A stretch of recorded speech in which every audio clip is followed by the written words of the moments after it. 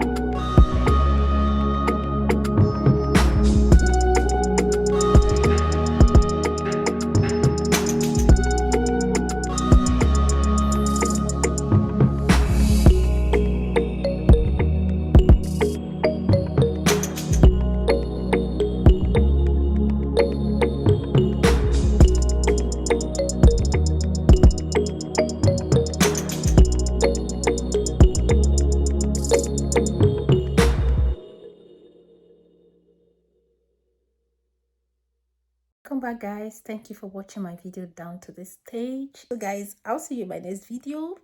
Don't forget to subscribe, like, and share this video. Bye bye.